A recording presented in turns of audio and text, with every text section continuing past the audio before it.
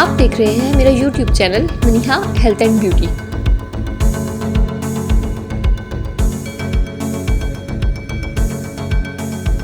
अस्सलाम वालेकुम व्यूअर्स, तो कैसे हैं आप सब? उम्मीद करती हूँ खैरियत से होंगे। आज आई हूँ एक नई वीडियो के साथ जिसका मौजू है पहले महीने में बच्चों की देखभाल। ये मौजू थोड़ा लंबा है, इसलिए आप मेरे चैनल को सब्सक्राइब करें ताकि मेरी नेक्स्ट वीडियो इजीली आपको मिल सके। तो व्यूअर्स, जल्दी से हम अपनी वीडियो शुरू करते हैं।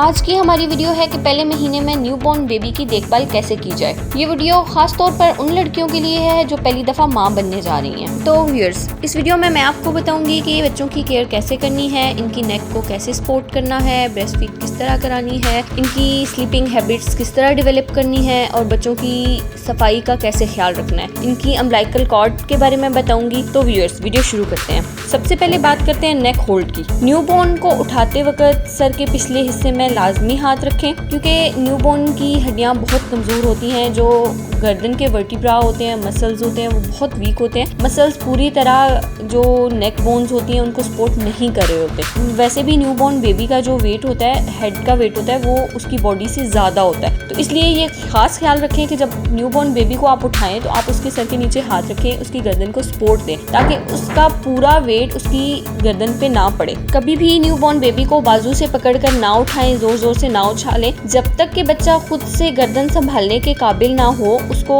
ऊपर उछालना या खिलाना बहुत खतरनाक है। इस एज में नेक मसल्स पूरी तरह डेवलप नहीं होते, इससे इन मसल्स में वर्टिब्रा को मसल्स को नुकसान पहुंच सकता है। नेक्स्ट हमारा है बाथ। बेबी को बाथ कब कब देना है, किस तरह देना है। न्यूबॉर्न बेबी को नहलाते वक्त खास एहतियात की ज़रूरत होती है। औरतें बहुत परेशान होती हैं कि हर कोई मशवरा दे रहा है कि आज नहला लो, 2 दिन का गैप दे लो, डेली बाथ दो। तो उसके लिए ज़रूरी नहीं है कि आप बच्चे को डेली बाथ दें। ये डिपेंड करता है बच्चे की कंडीशन पे। अगर उसकी अम्बिलिकल कॉर्ड जल्दी उतर गई है, वो ठीक हो गई है, हील हो गई है, तो आप उसे डेली बाथ दे सकते हैं। और ये डिपेंड करता है वेदर पे भी। जैसे कि बहुत ज़्यादा ठंड का मौसम है तो आप उसमें डेली बच्चे को बाथ ना दें। ये बच्चे की कंडीशन पे भी ही डिपेंड करता है। अगर बच्चा साफ सुथरा है, उसके पास से कोई स्मेल नहीं आ रही, फीड नहीं फेंक रहा, तो इट्स ओके, आप हर 3rd डे पे भी बाथ दे सकते हैं। लेकिन अगर बच्चा स्मेली है, उसके कपड़े बहुत गंदे हो रहे हैं या उसकी बॉडी पे कुछ ना कुछ ऐसा लग गया है, तो आप उसे डेली बाथ दे लें। अगर बच्चे की अम्बिलिकल कॉर्ड खराब हो गई है, कुछ बच्चों की नाक बहुत जल्दी खराब हो जाती है और अगर उसको छेड़ा जाए तो उनको पेन होता है, उनको फीवर हो जाता है, तो वो उससे अगर आप रोज उसको गीला करते हैं तो उससे जख्म भी हो सकता है। तो जब तक बच्चे की नाफ अगर ठीक ना हो तो तब तक आप बच्चे की कंडीशन देखकर उसको बाथ दें। अगर बच्चे की अम्बिलिकल कॉर्ड उतर जाए और उससे ब्लड आए तो इससे भी आपने परेशान नहीं होना, ये नॉर्मल है। आप उसको स्पिरिट से साफ करें, 1-2 दिन में वो ठीक हो जाएगी।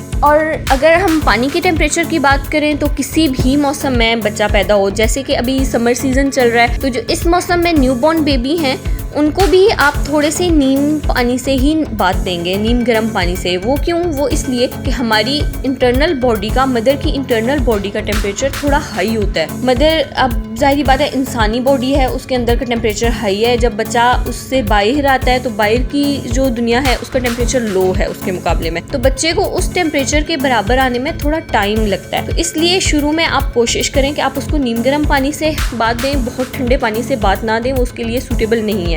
और बच्चे को बाथ ऐसी जगह दें जहाँ डायरेक्ट हवा का गुजर ना हो, जहाँ कोई एयर कंडीशनर ना लगा हो, जहाँ पंखा ना लगा हो।